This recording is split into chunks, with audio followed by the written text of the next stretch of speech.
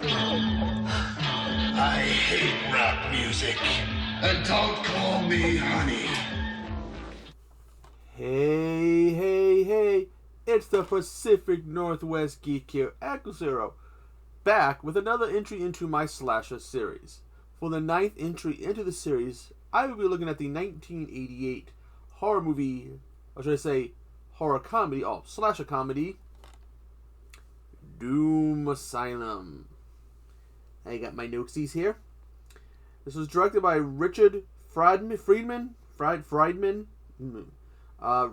by Rick Marks. This stars Patty Mullen. Where have I heard that name before? Where have I heard that name before? Want a date? Going out? Looking for some action?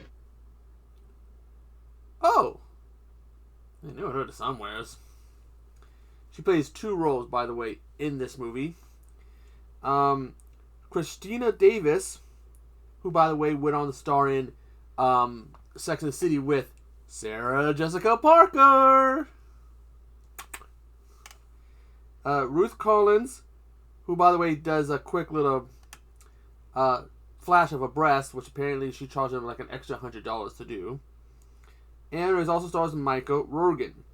Now, at the opening of this movie, we see that Michael Rogan, who's playing Mitch, is with his lover, his girlfriend, Judy, played by Patty Mullen. This is one of the 2 roles, Mullen or whatever. It's one of the 2 roles she plays in the movie.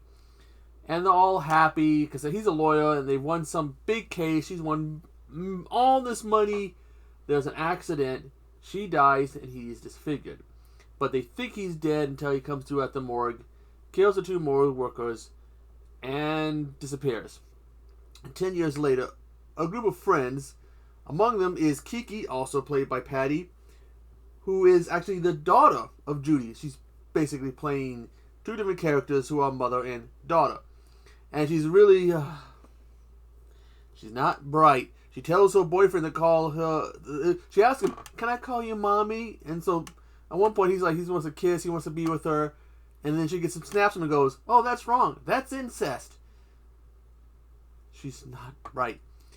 And there's a punk rock band. It was led by Tina Ruth Collins. By the way, one of the worst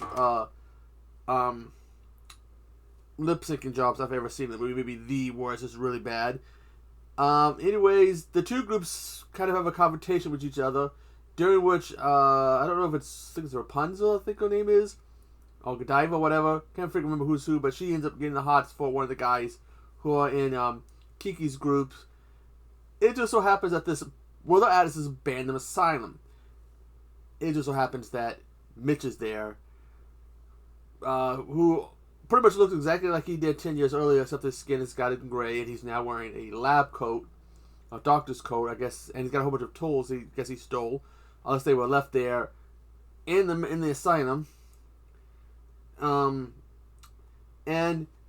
he's also killing them one by one, until it gets down to him and Kiki, who he thinks is, sorry, I'm getting messages here, who he thinks is Judy.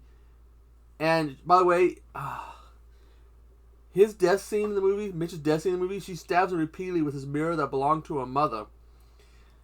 And there's supposed to be blood coming out of his face, or his eye, where he stabbed, where she stabbed him. You can clearly see the tube for the blood tube, right here. It's plain as daytime. You know, even the blind can see it.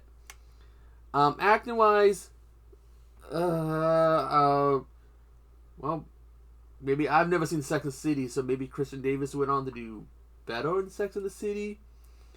There's a lot of bad lines against the whole thing, you know. "Can I call you mommy?" And then he's talking about he wants to kiss and be with her. "Oh, no, it's incest."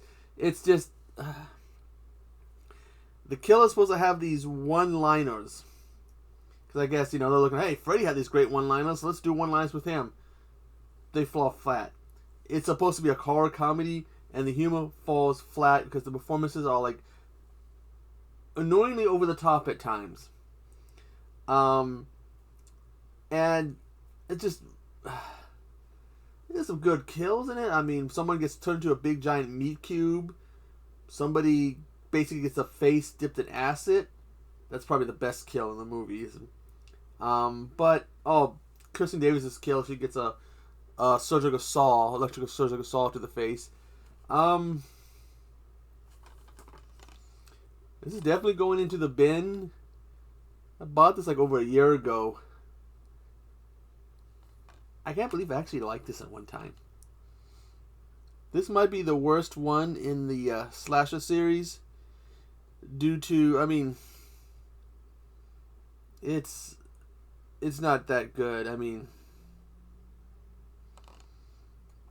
yeah, last movie I reviewed, Boneyard was better than this, but this, no. I mean, the killer's look, which you can kind of see here, it's like they took a cartoon villain's look and translated it into real life and just gave him a bloody lab coat.